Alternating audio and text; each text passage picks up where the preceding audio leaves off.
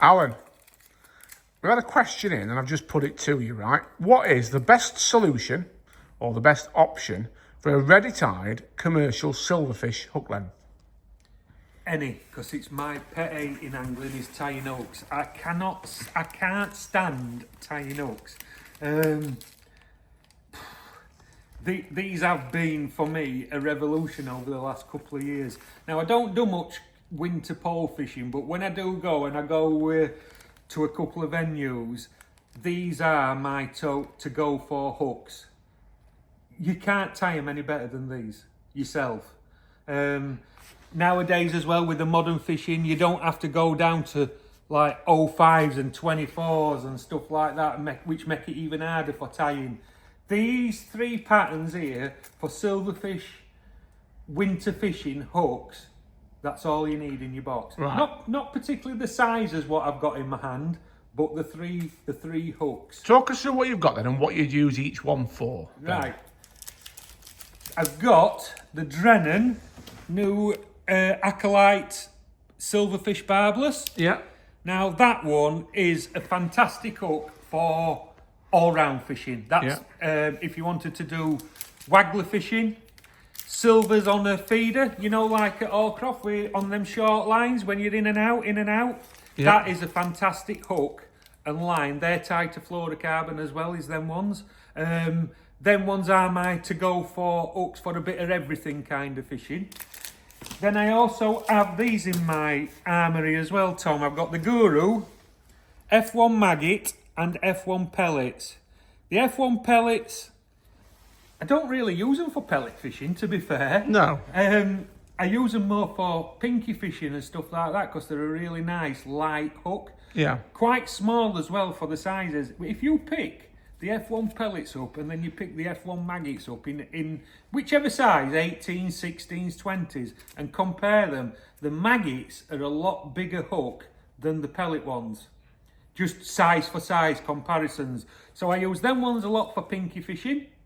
And then with the F1 maggots, I do use them for caster fishing, bit of chop worm fishing as well, because they're quite strong. They've got lovely long points on them if you're hooking casters on, or a maggot, double maggot, single maggot.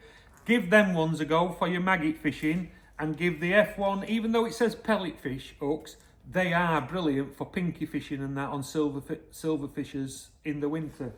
Now also, because reportedly we're supposed to be, match anglers are supposed to be the cream of the crop of anglers. We're supposed to set the example, aren't we, Paul? We've got to set the example, haven't we? So, when you buy one of these sticks of hooks like this, where they're all pre-tied, get yourself one of these boxes and stick them in the box.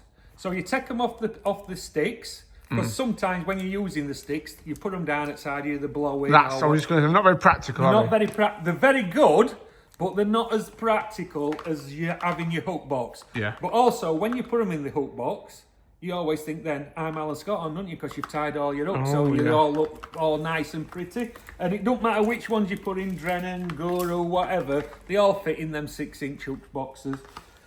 If you still like to use the sticks, these are called sticks, what the Drennan's ones comes on. He's called them a bit different. There's also this box as well, which you can get from Drennan. Like an old school hook wallet, isn't it, really? Like the old style hook wallet one, yes. So you can actually slip these into slots inside it, so you can still pull a stick out if you're not bothered about taking them off the sticks and then putting them into a hook box.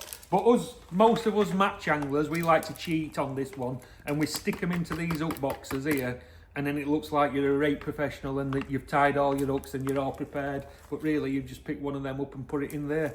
But these are, honestly, nowadays, hooks to nylon, whether it's for silverfish fishing, hair rigging,